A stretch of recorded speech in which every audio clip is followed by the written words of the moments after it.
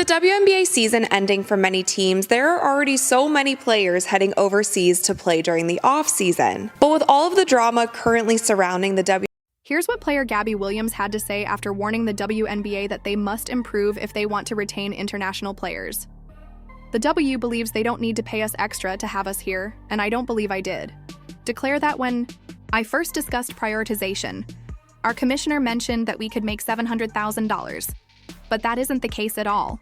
We were promised team marketing agreements and legal marketing agreements, but they haven't been fulfilled, so it's still not enough for us international players to want to stay here. If I decide to earn more money and so on, the teams will be upset that I don't return. But that's the way it is. So yes, it's just the WNBA. If you want us to stay, you have to pay us more. That's all that means. Since that interview, less. Then a week later, Gabby is already in Istanbul, where she will be playing for the off-season. And from the sounds of this interview, it seems like she's probably going to make more money overseas in EuroLeague than she did during this WNBA season. Now, Gabby Williams is a player who came on my radar during the Olympics. She played for Team France, and this past season, she played for the Seattle Storm. Now, it's not out of the norm for WNBA players to play during the regular season and then during their off-season play overseas. This is something that has been happening for like the entirety of the WNBA. It even went as far as to 1 year in 2015. Diana Taurasi played in Russia and did not play in the WNBA. And it was never outright stated that she didn't play in the WNBA, because Russia basically put that in their contract, that if she went there, she couldn't play. But that was pretty much what everybody thought happened, because Russia paid Diana Taurasi at that time $1.5 million salary to play in Russia. Now at the time in the WNBA, the salary, like the highest salary in the league, was $117,000. So obviously that's a huge jump. Diana accepted the offer to play abroad, and she was the league's face at the time. The WNBA was not as well known as it is now, but Diana seized the chance, and I believe that as the league gains popularity and players are able to profit from brand deals and other things in addition to their celebrity, in the future, there may be more private EuroLeague teams. I could see some of these teams pursuing some of our top WNBA players, and if the financial and commercial benefits make sense, we might lose more players to play abroad, as Gabby hinted at. Here, the commissioner informed her that she could earn $700,000 by marketing in the WNBA. I'm not sure what Kathy was referring to, though, as even the highest paid P player in the league currently earns a little over $200,000 in salary, and I'm not sure what the WNBA does with its marketing budget, but it's definitely not going to add up to $700,000. Additionally, our biggest star in the league, Caitlin Clark, is only making a base salary of about $76,000 or $78,000 for this first season.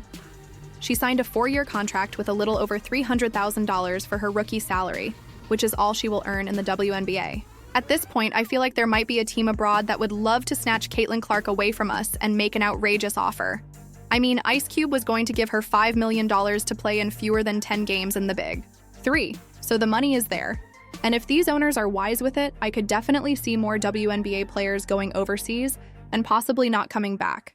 There has been a lot of discussion about the difference between the WNBA and NBA salaries because, as we all know, NBA players make millions and millions of dollars. I actually made a whole video about this at the beginning of the season, and everyone was furious when they saw how much Caitlin would make during her rookie season. If you guys want a full breakdown, watch that video. When we look at the numbers, I'll just give you a quick scenario. The numbers actually make sense. It's actually not that unfair what the players are paid now. That might all change because of this season. But in the past, the only on-record revenue that I could find of the WNBA is $60 million. Now there has been rumors, there has been reports, there has been many things that say that the WNBA was projected to make $180 to $200 million in revenue for the 2023 season. But those numbers were never confirmed. I cannot find a source that confirms those numbers. The only ones I can is $60 million. Now the NBA in 2022 made around $10 billion in revenue. So if you do the math there, that is about 166 times the amount of money that the WNBA makes. Now if you take Victor Wembanyama, who was, an NBA star coming into the league, he just finished up his rookie season. He's going into his next. If you look at his rookie salary, which was around $55 million for 4 years, and then you look at Caitlin Clark's 3, and I think it was $38,000 salary that she signed for 4 years, that is about the same amount more. it's around 162 times more that Victor made than Caitlyn. So if you do the math on just revenue, just what these leagues are taking in, it kind of makes sense as to why WNBA players actually don't make that much money, because we haven't been paying attention to the WNBA as much as people are now. It has been a growing league, and it has gotten better definitely over the years. I feel like the 90s.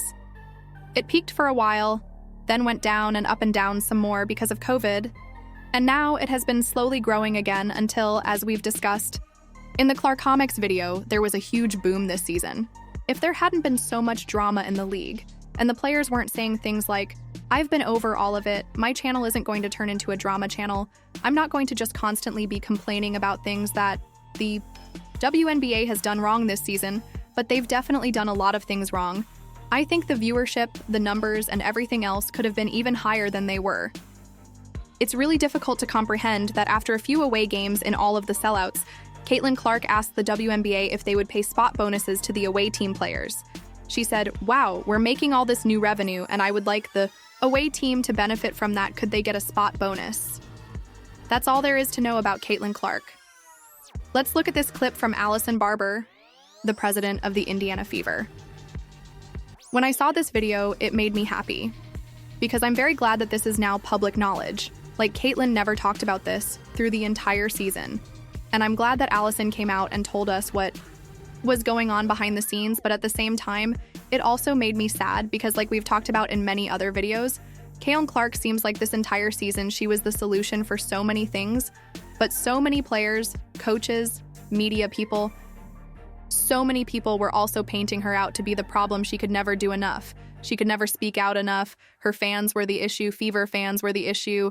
Like, there was all of this just nonsense about things that Caitlin was doing wrong, when in my personal opinion, she was doing nothing but going out there and playing great basketball every night and ignoring the hate that was coming to her from all sides, not only from fans, but from competitors, coaches, all of these people. And so the fact that she was getting all of that, yet all of these eyeballs were coming to the league because of her. They were turning the Indiana Fever was turning and away games into home games every single time that they were on the road. You even had Dallas Wings players saying, like, it kind of sucks seeing so many Indiana Fever in 2020 or 22 jerseys in the stands. But it's also cool to see a lot of people in the stands, like Indiana Fever was turning away games into home games. And so it's kind of sad that through all of that, Caitlin was still advocating for players on the other team to get bonuses because she saw the kind of money and eyeballs and viewership that all of this was generating. And so again, I'm glad that this is finally out there. And it had its little viral moment so people can see. People don't always share all of the good things that they're doing, and Clyn by no means had to do this. I'm maybe kind of glad that some players didn't get bond bonuses because of how poorly she has been treated this season, but the reason that these spot bonuses were not granted to opposing teams or whatever was also because of the CBA that is in place in the WNBA. Now, from my understanding, in a couple years, the CBA will be renegotiated again, so it will be interesting to see in a couple years if the viewership continues to trend in this direction. And, I don't know if it will continue to only be kind of a Caitlin Fever, Indiana Fever fan base that's really spiking up all the viewership, or if it will be a little bit more widespread with other teams. But if this all continues to grow, what kind of salaries will we be seeing in the WNBA, and will it be enough to keep players here? Full-time what Gabby Williams is saying about the WNBA to return to the video's initial topic. This season has been a complete mess, not only because of the drama on social media, the commissioner's inappropriate comments, the coach's firing, the refereeing, and the WNBA PA's statement that leaked the Defensive Player of the Year and Rookie of the Year awards to all the fans, attempting to give them a round of applause. I hope this serves as another